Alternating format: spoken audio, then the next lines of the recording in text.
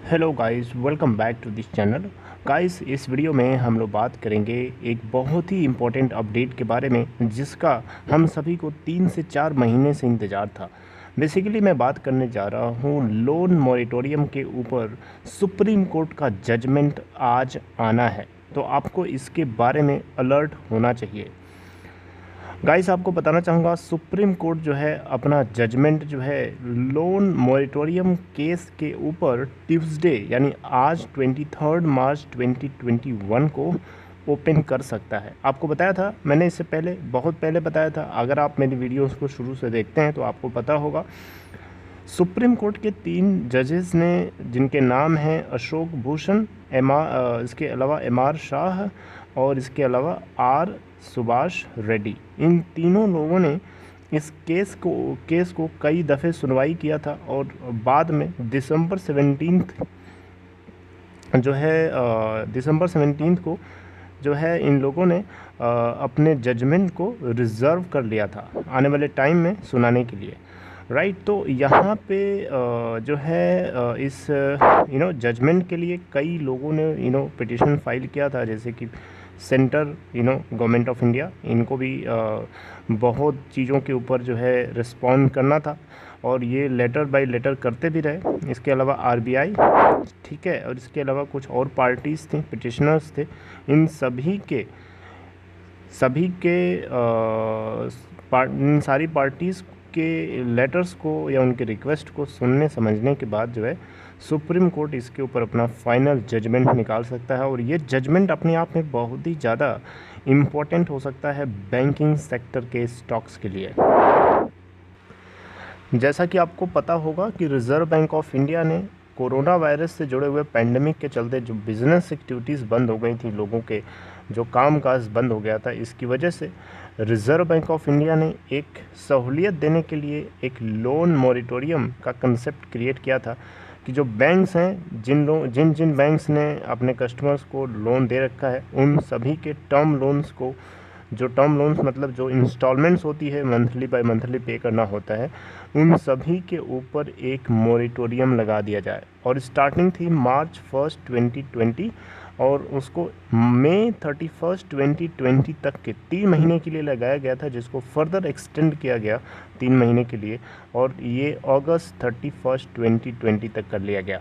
यानी इस 6 मंथ के टाइम पीरियड तक लोन मॉरिटोरियम को लेकर के केस चलता रहा। अब यहाँ पे ये रिलीफ को लेकर के किया गया था रिज़र्व बैंक ऑफ इंडिया के थ्रू। अब यहाँ पे एक क्वेश्चन उठता था कि जो इंटरेस्ट ऑन इंटरेस्ट है, यानी कंपाउंड इंटरेस्ट जिसको बोलते हैं, तो कंपाउंड इंटरेस्ट के वेवर को लेकर के बहुत सारे बोरोवर्स ने सुप्रीम कोर्ट में फाइल किया था। और इसके अलावा सुप्रीम कोर्ट में बोरोवर्स ने ये भी फाइल किया था कि लोन मॉरिटोरियम पीरियड को 6 मंथ से भी ज़्यादा बढ़ा के कर दिया जाए। तो सुप्रीम कोर्ट ने यहाँ सेंटर क्या चाहता था, गवर्नमेंट ऑफ इंडिया यानी reserve bank of India banks के लिए क्या चाहती थी? रिज़र्व बैंक ऑफ इंडिया चाहती थी कि जो कंपाउंड इंटरेस्ट का वेबर है वो, यानी लोन मॉरिटोरियम केस की वजह से जो इंटरेस्ट ऑन इंटरेस्ट जो क्रिएट हुआ है, उन सभी को वेव कर देने से बैंकिंग सेक्टर बहुत बुरी चपेट में आ जाएगा। तो रिज़र्व बैंक ऑफ इंडिया ये बिल्कुल भी नहीं चाहता था। यहाँ पे आरबीआई या सेंटर की तरफ से जो पॉइंट्स रखे गए थे वो ये थे कि जो 2 करोड़ या 2 करोड़ से कम अमाउंट वाले जितने अकाउंट्स हैं, उन सभी अकाउंट्स पे क्रिएट होने वाला जो कंपाउंड इंटरेस्ट है, उन सभी को वेव कर देगी सरकार। तो ये बात जो है सुप्रीम कोर्ट में सेंटर की तरफ से क्वाइन करी गई। तो सुप्रीम कोर्ट ने इसके ऊपर सीधा सीधा अपना रिस्पॉन्ड किया, ये बताते हुए कि आप बातें बहुत करते हैं, बातें कम करिए और काम ज़्यादा करिए, ठीक है। आप लोन को वेव करने की, इंटरेस्ट को यानी कंपाउंड इंटरेस्ट को वेव करने की जो बात कर रहे हैं, आप वेव कर लीजिए, उसके बाद बताइए। जो कॉमन मैन की दिवाली है वो आपके हाथों में ही है। तो सरकार ने इस बात को इंश्योर किया कि वो लोन मॉरिटोरियम से जो कंपाउंड इंटरेस्ट क्रिएट हुआ था 2 करोड़ या उससे कम 2 करोड़ रुपए या उससे कम अमाउंट वाले अकाउंट्स से जुड़े हुए, उन सभी को रिटर्न किया। और ये रिटर्न करने के बाद एक एप्लीकेशन फाइल किया कि वो 2 करोड़ या उससे ज़्यादा अमाउंट, 2 करोड़ नहीं, 2 करोड़ से ज़्यादा अमाउंट वाले जितने अकाउंट होल्डर्स हैं उन सभी के कंपाउंड इंटरेस्ट को वेव करने का मतलब हुआ बैंकिंग इंडस्ट्री को बुरी तरीके से चपेट में ले लेना। कुछ बैंक्स तो डूब सकते हैं, इसलिए सेंटर जो है, सरकार जो है, बिल्कुल नहीं चाहती थी कि लोन मॉरिटोरियम केस से जुड़े हुए कंपाउंड इंटरेस्ट को वेव किया जाए। सुप्रीम कोर्ट यहाँ पे बोरोवर्स की सुनते या सरकार की सुने, इन्हीं बातों को लेकर के उसको एक फैसला सुनाना था जिसको लेकर के उन्होंने रिजर्व किया था। तो गाइस, इसको लेकर के ये 3 जजेस हैं जिनके नाम है justice Ashok Bhushan, justice R Subhash Reddy और जस्टिस एम.आर. शाह। इन तीनों लोगों ने फैसला सुनाना है आज 23 मार्च 2021 को लोन मॉरिटोरियम से जुड़े हुए केस को लेकर के।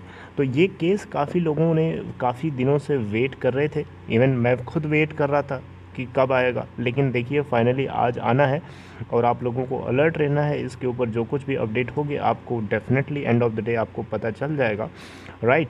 तो यहाँ पे क्या इसका इम्पैक्ट पड़ सकता है स्टॉक मार्केट में, बैंकिंग सेक्टर के ऊपर, बड़ा सिंपल है।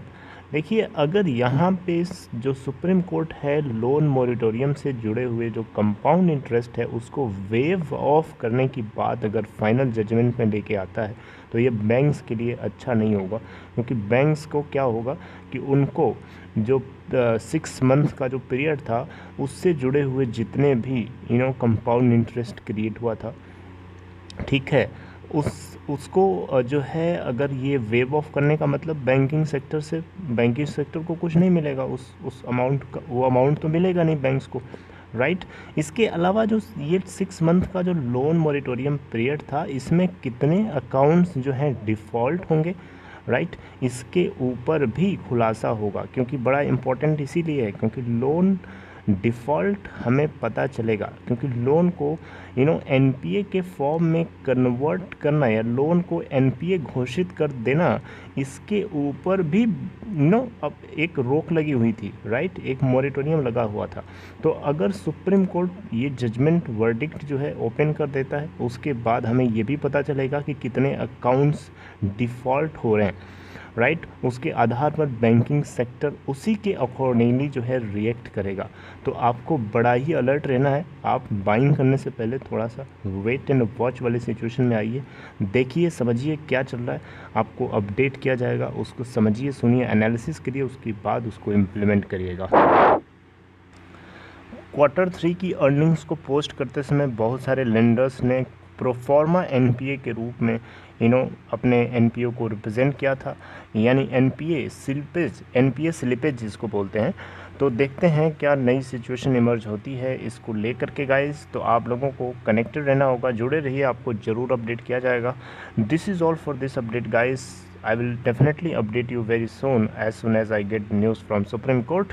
Right, so this is all. Take care of yourself, and if you are interested to open Demat account or trading account, if in case you are new to stock market, there is a link in description box of this video. You can click on that link to open your account in Upstock. See you guys next time with next video. Till then, take care.